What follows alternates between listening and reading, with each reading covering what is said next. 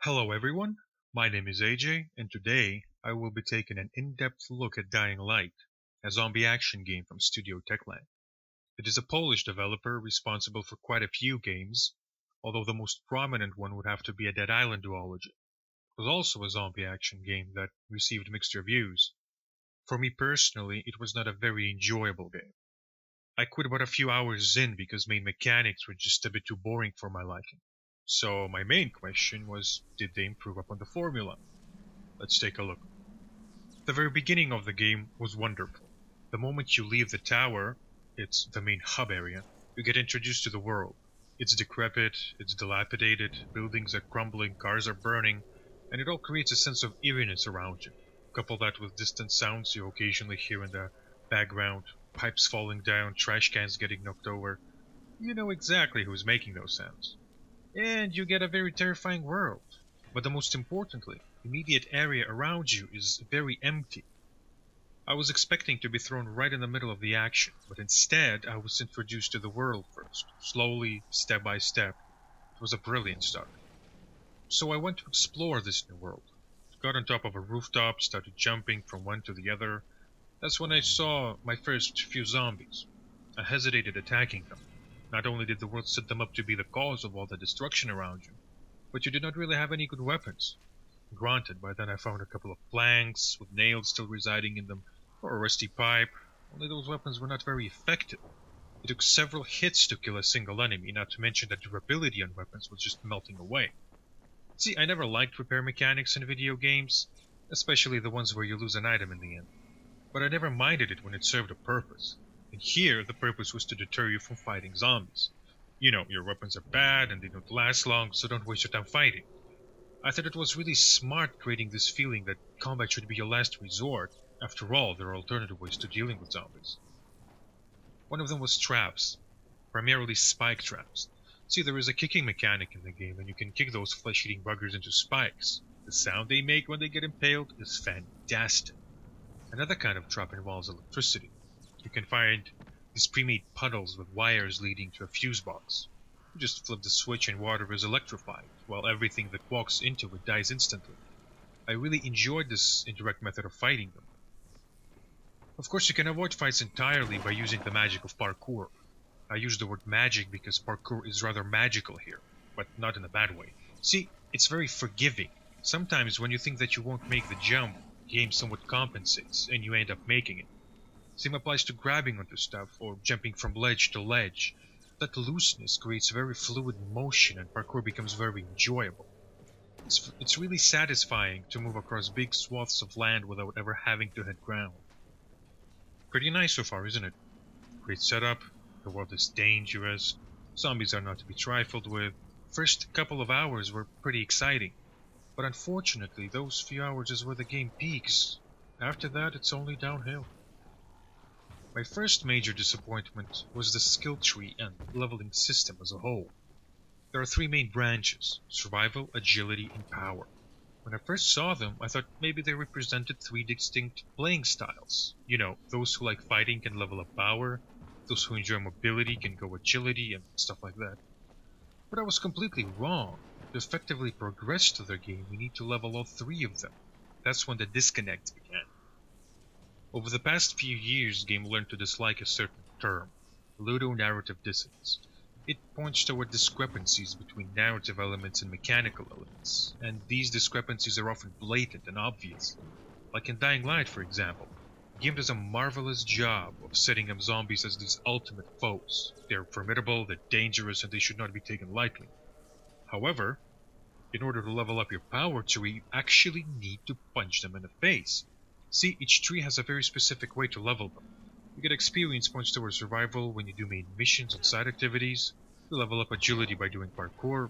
Every climb, jump, and flip gives you points. And to level up power, you need to fight the same enemy games so effectively taught you not to fight. That was a very bad decision. Why not have a single experience bar that, when filled up, allows you to expend your points in any tree you want? Why not have that? Then you can at least have some semblance of unique play style and don't have to adhere to the strict limitations of current system. I would be willing to overlook the flaws of that system if skills that said trees contained were any good. Unfortunately, they are not. Most of them are just passives. You take less damage, you expend less stamina, you take less falling damage, you regenerate more health, traders have reduced prices, more space in inventory, faster looting animation, and things like that. But even actives are not that interesting. Vaulting over enemies, drop kicks, tackling enemies, sliding, spinning, takedowns, throwing weapons, etc. They have their uses, sure, but they're not very interesting to use, especially considering you have to unlock them. I mean, why do I need to unlock a bloody slide or how to spin while holding a two-handed weapon? You're a grown man. Have you never learned how to slide when you were a kid? It's just so silly. This disconnect is further accentuated by the combat system. Since you actually have to fight zombies, get used to clicking a single button. Left mouse. That's the extent of combat. Quick, uninterruptible swings from left to right and back. That's it. Sure, you sometimes need to take a break to recover your stamina, or you can use your kick to break the monotony. But all in all, combat system in Dying Light is as simplistic as they come. Skills sort of try to bring depth to combat, but they fail miserably. You can vault over enemies, you can stun them sometimes. You have a couple of power attacks too, but all of them are superficial and rarely useful. When you pair that with exponentially increasing power of weapons, things get even worse. At one point I started one-shotting zombies. Just a single swing at their heads, arms, and legs when flying. Even more dangerous types of zombies became easy. So not only did the earlier skills become irrelevant, they became mostly useless. I was hoping there would be combat synergies with parkour, but I was disappointed. These two crucial mechanics have no valuable interactions. I mean, when you vault over a zombie, you can jump off of him and get some good air, but that's as close to synergy as it comes. I have no idea why there are no parkour based attacks or moves. It just seems like a missed opportunity. Talking about zombie types, Dying Light can write a book on zombie tropes. So there are regular zombies. They move slowly, they groan and moan, they reach for you in an attempt to have a taste of your brain. That's pretty much standard. Then there are virals, quick moving zombies. They run and they climb, and they will follow you to the end of the world. They're attracted to loud noises, so they are a good combination with hazmat suit wearing zombies.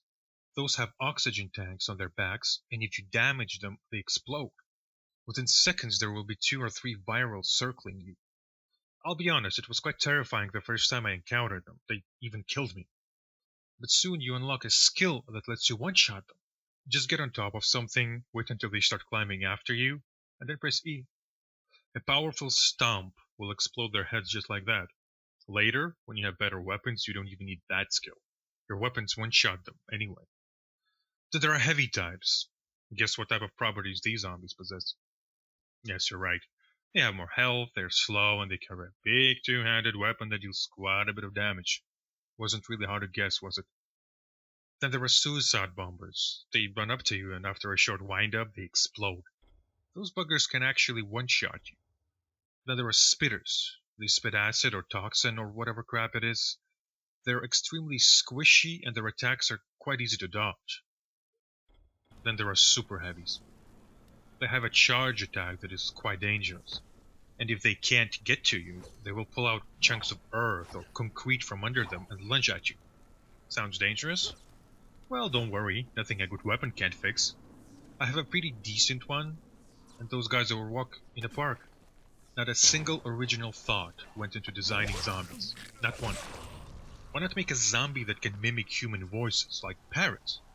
Why not make a climber zombie that waits around on rooftops and jumps at you when you walk by? Why not make animal zombies? Dogs, cats, maybe even horses? It's a whole other association, a whole other enemy that you have to kill or avoid. Or why not make zombies that are simply not interested in human flesh? Instead, they're attracted to various substances, maybe chemicals.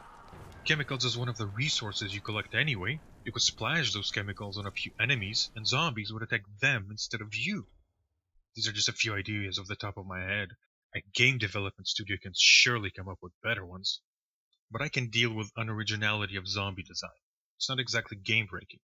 There was, however, something that bothered me to no end. Zombies respawning. Whenever you read an area of zombies, you get a certain degree of satisfaction. You feel like you did something lasting, something permanent and beneficial for the world. Hooray, this area is now safer. And that feeling never lasts because the moment you turn around, you see that the zombies you killed 10 or 15 minutes ago have respawned. See, I can understand when zombies respawn every time you load the game. I don't agree with that, but at least I can understand that.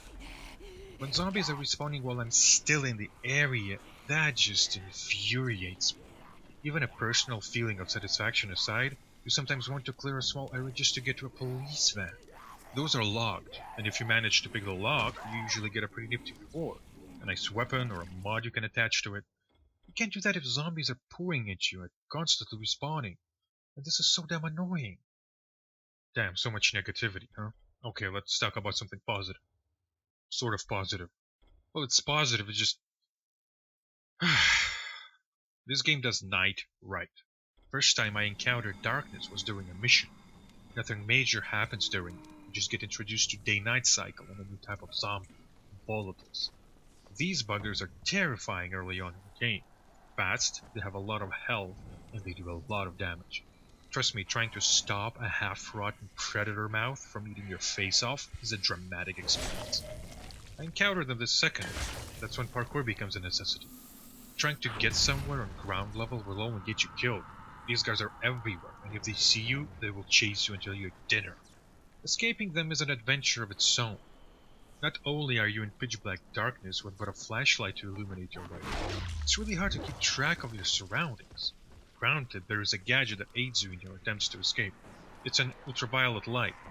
Since volatiles burn in UV light, flashing them with it breaks the pursuit for a few seconds.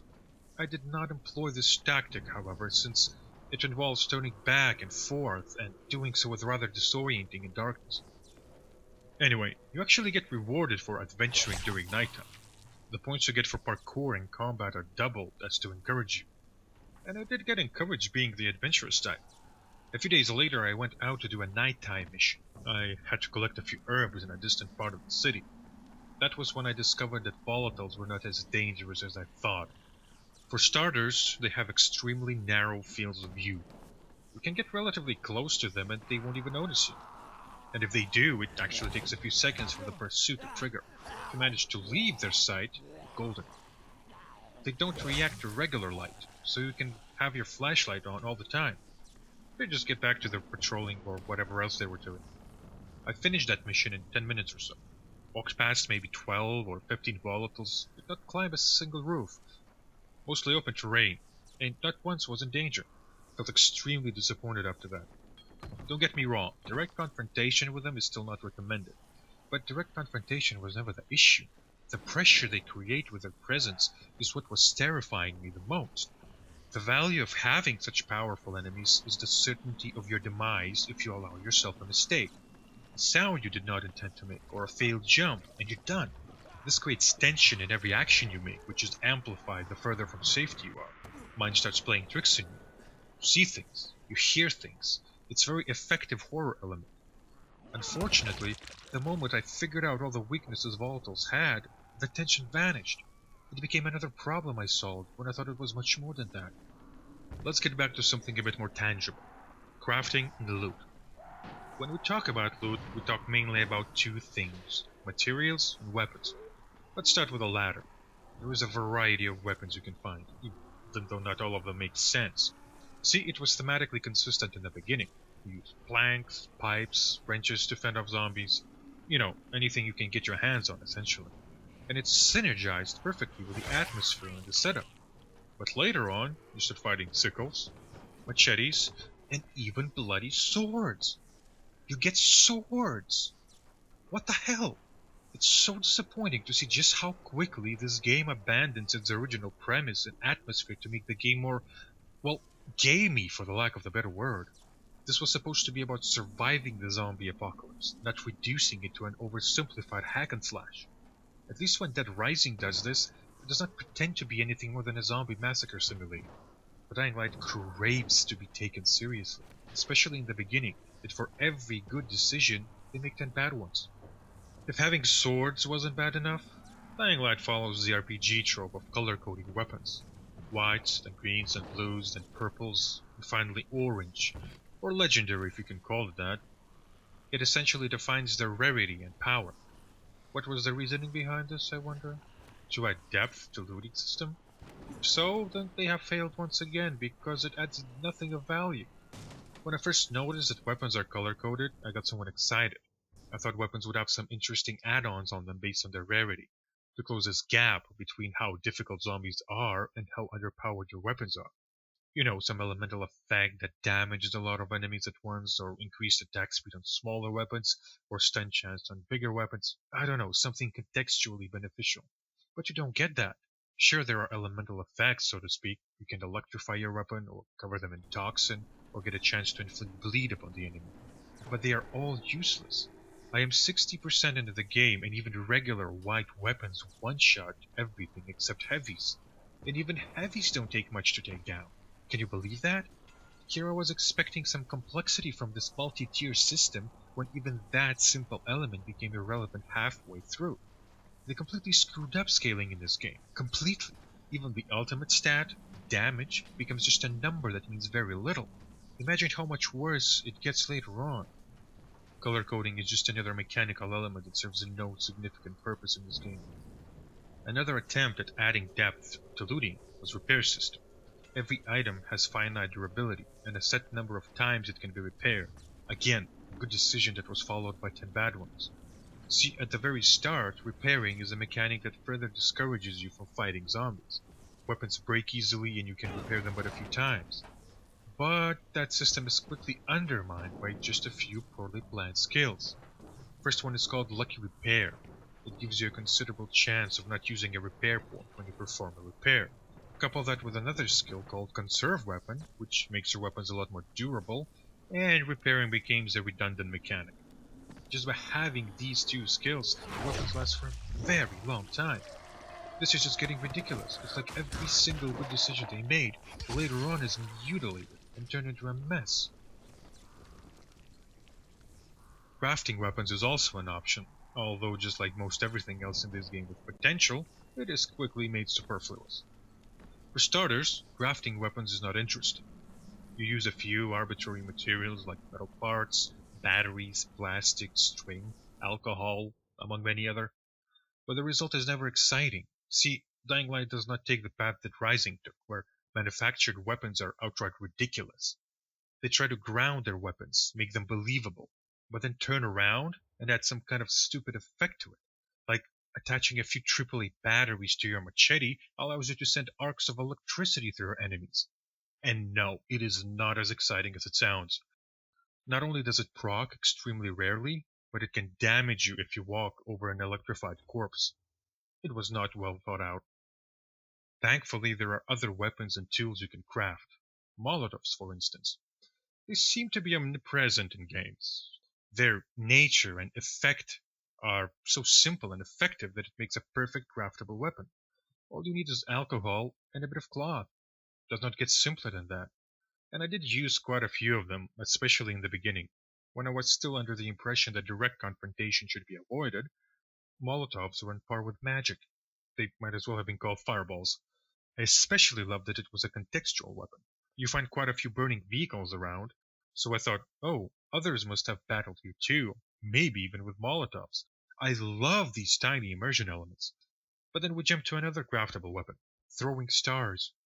Yes, this game has a ninja stars. That's not the best part. This game has elemental ninja stars. Why? Who knows?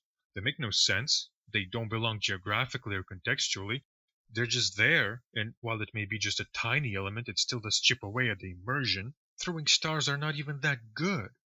Later on, you find new throwables like military knives and small axes, but you find so few of them that they become one of those things you throw away when your inventory gets full. Later on, you can make grenades or even bombs, but surprisingly, those are not as effective as one might expect.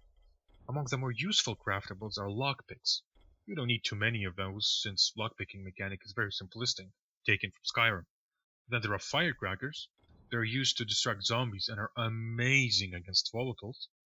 Then there are medkits, although I did not have to craft too many of them on the account that I was finding so many. Then we have flares, and they have some uses, albeit limited. The most useless thing you can make is probably a shield. I still have no idea what was the point of a shield.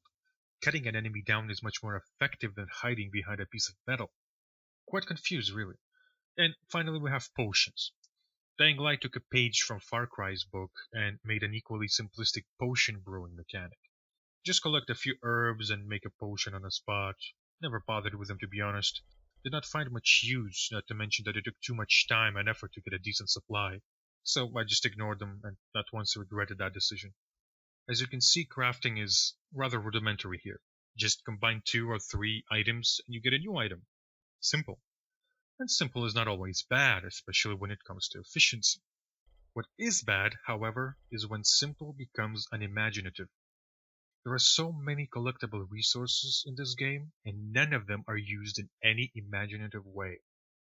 For example, one of the side activities in this game is liberating safe houses. That usually involves killing a few zombies, closing a few doors, and turning power back on. Every single save house, without exception, comes with pre-made defenses. Fences, board up windows, barbed wire, a few traps here and there, and most importantly UV lights, so illuminating your immediate surroundings for protection against volatiles. Here's a question. Why? Why are all these defenses pre-made? I understand if 1 or 2 of them were pre-made, but all of them? Why not make fortifying these save houses a mission in and of itself? Why not make some of the debris around you usable? This way you can build your own fences. Some of the materials you collect are nails and string. Why not combine the two and make improvised barbed wire? Or combine nails with some planks and make those spike traps you see all over the city? All of those save houses obviously have electricity. Why can't I electrify fences with it? Or an even better idea, there are a lot of abandoned generators around the city. Why not make fuel a collectible resource that can power said generators?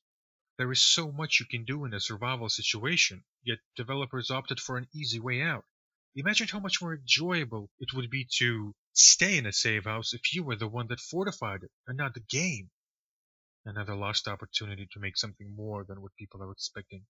As you have probably guessed, clearing out safe houses is not the only side activity. Random encounters is another. It's pretty straightforward. A blue icon flashes on your minimap, indicating that someone is under attack. It can be a zombie attack or thugs harassing someone, so you just deal with the attackers and get a bit of experience in cash. The most interesting thing about random encounters is that they can be failed. You even get a message across your screen saying "Survivor has died" or something along those lines. Naturally, my first thought was that there must be some kind of consequence when you fail at something. I was wrong. I failed at least 10 of these random encounters, sometimes intentionally.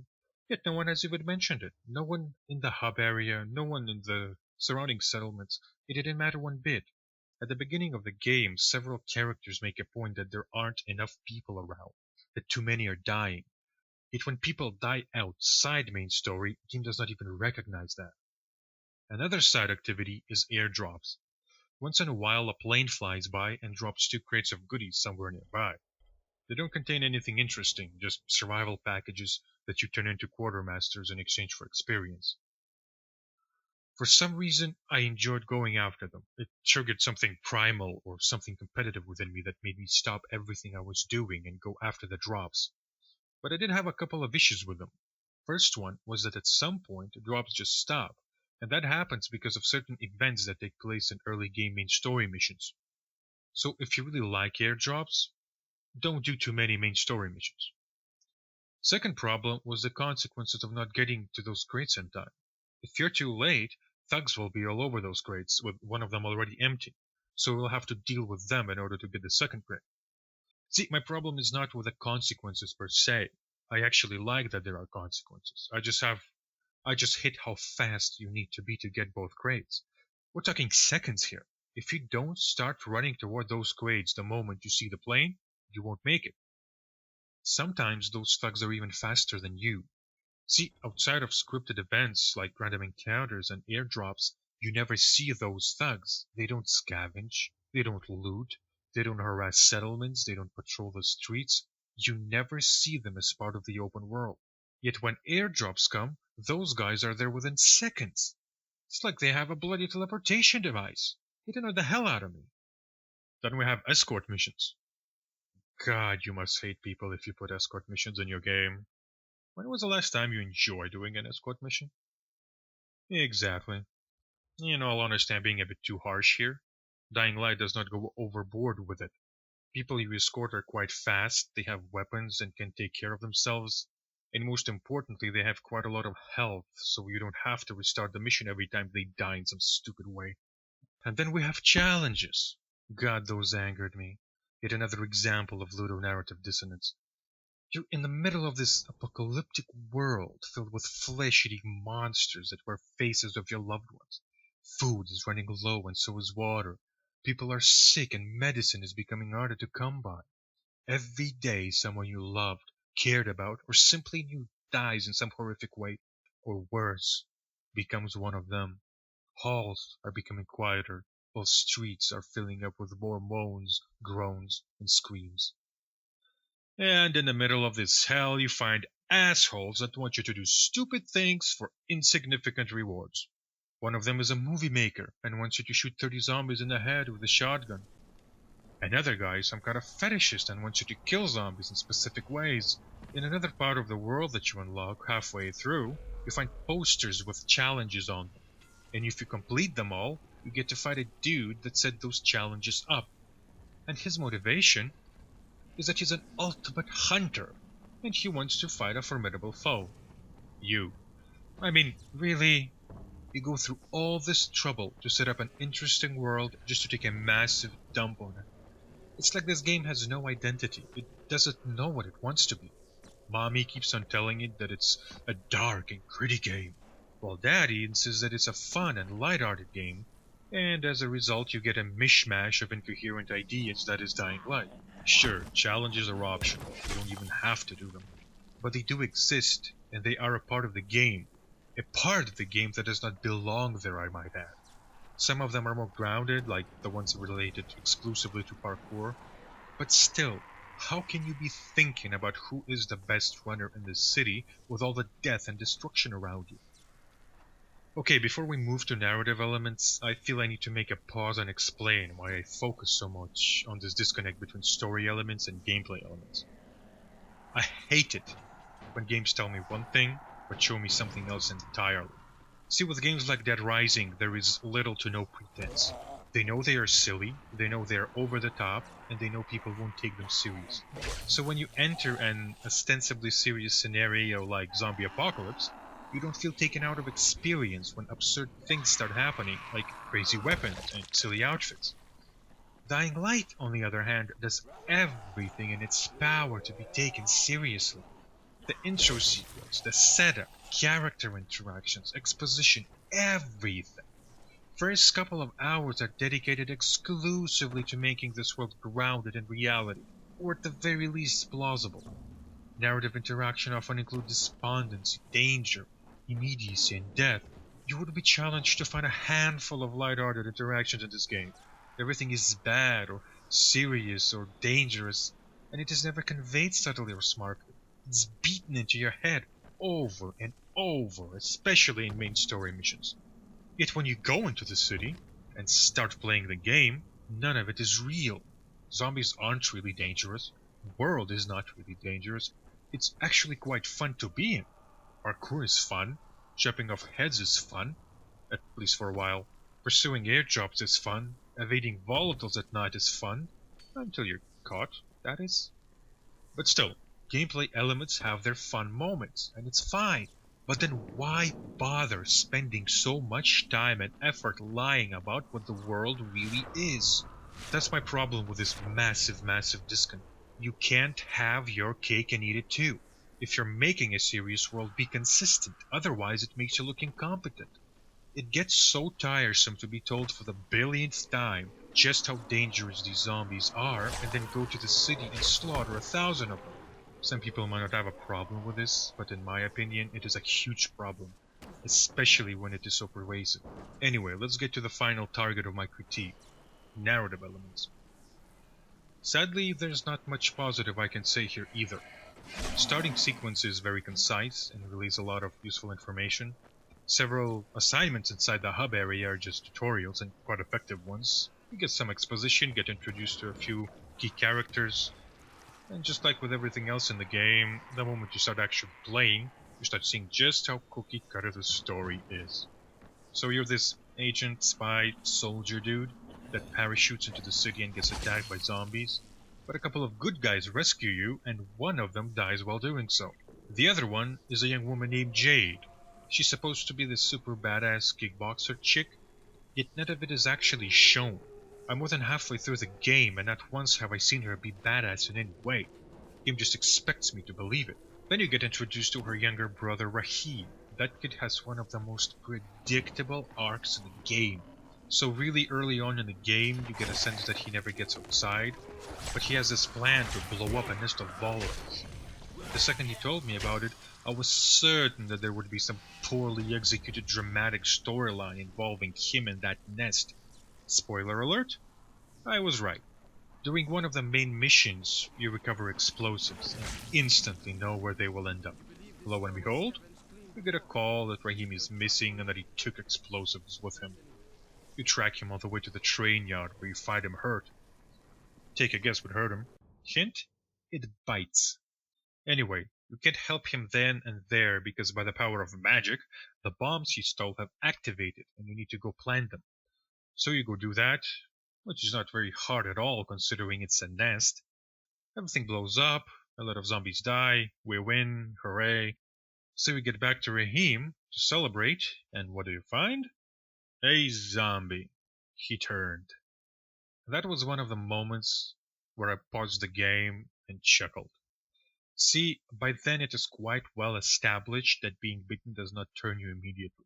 There's medicine for that even. I mean, during the very first moments of the game, you get bitten, and nothing happens for several days.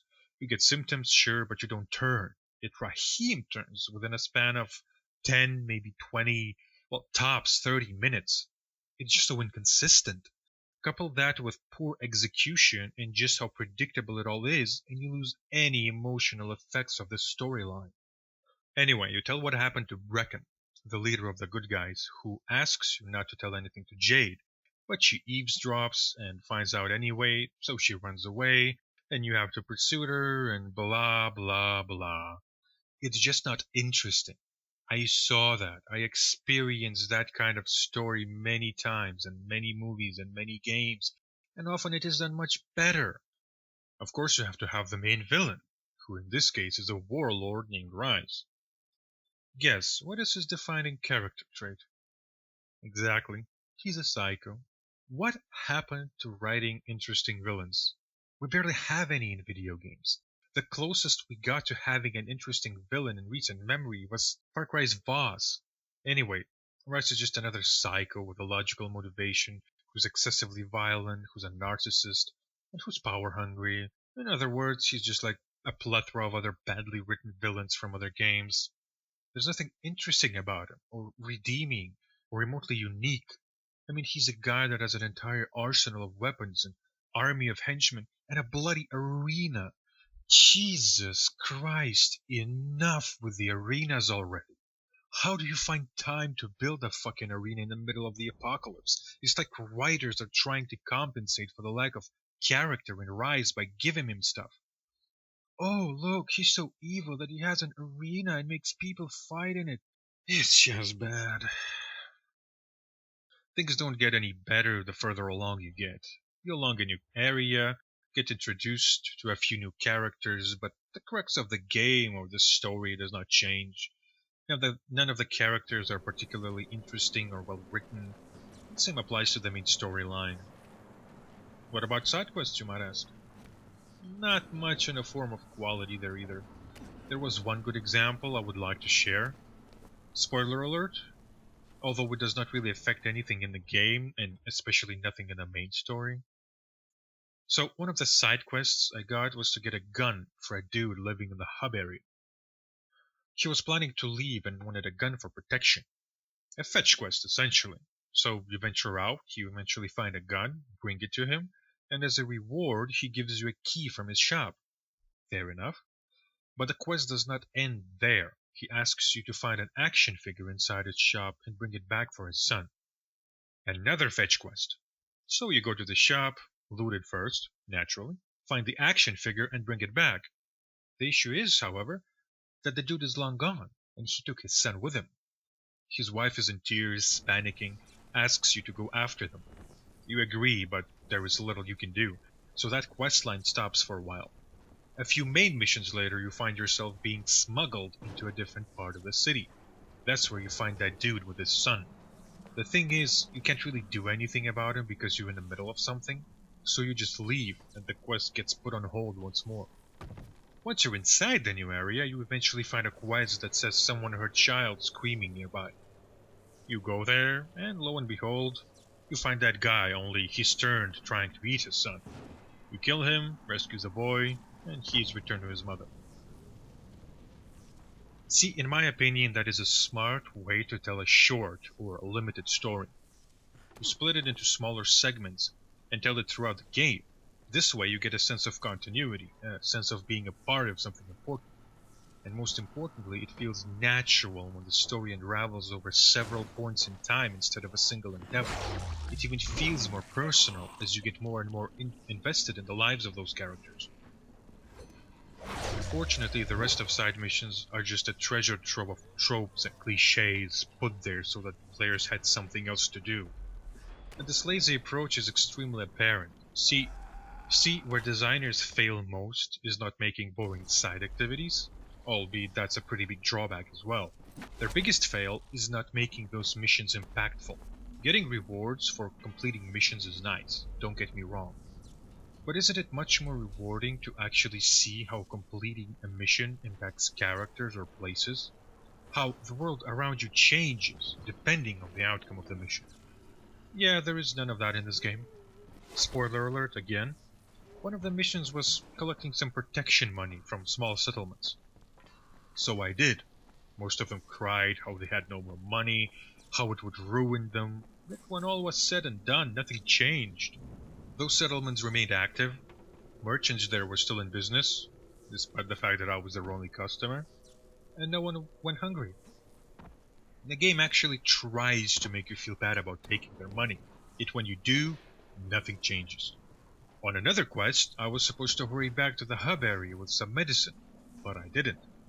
I did a few side quests, killed more zombies, spent a night or two in a save house, etc.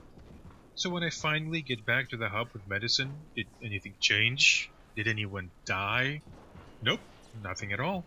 I could have stayed out for a month and nothing of importance would have happened. And that applies to every single quest. You save people, you protect people, you help out in various other ways. Yet the only thing you have to show for it is a bit of experience and money. So, what's the conclusion? Well, it feels like another Dead Island, only wrapped in a prettier wrapping paper with a pink bow on top. I mean, everything Dead Island did is done here as well, and not always better. There's more polish, sure, and main mechanics feel tighter, but they're not improved in any significant way. Combat, crafting, and questing were simplistic in Dead Island, and they are still simplistic in Dying Light. Story feels like an afterthought, to be honest. There's just so much disconnect between story elements and gameplay that any drama or immediacy of the world becomes but a joke. How can zombies be formidable when developers never let them? They're just cannon fodder. Remember when games used to put meaning behind certain game elements? Zombie genre developed as a metaphor for overpopulation, excessive consumerism, capitalism, and the like. There are movies and games that actually explore those metaphors. Why can't more games do that? Zombies are nothing but cannon fodder in games like Dead Island or Dying Light. They mean nothing. They represent nothing. And that is just a missed opportunity. Putting the critique and analysis aside, I did enjoy myself for quite a few hours, if I'm entirely honest. Don't get me wrong, the issues I mentioned were popping left and right all the time. But I did have some fun killing zombies, and I did have some fun running on rooftops. But that fun was quickly overwhelmed by all the issues the game had. It's still a serviceable game, even competent. It just does nothing differently and nothing interestingly enough. Another zombie action game in the sea of zombie action games. I don't give scores because I don't believe in them, but I can give a recommendation. If you want a few hours of silly, simplistic gameplay where you kick and slice zombies and jump around rooftops, then you can find that in Dying Light. But those looking for any profound story elements or mechanical depth will be disappointed. So, my name is AJ, this is my very first video. I'm new to this, so if you like this type of analytical content related to games, please subscribe, leave a like, share, comment. This will help me immensely. Since I don't go around advertising myself on big channels, every bit of support helps. So, that's it for now. Thank you very much for watching, and I will see you next time.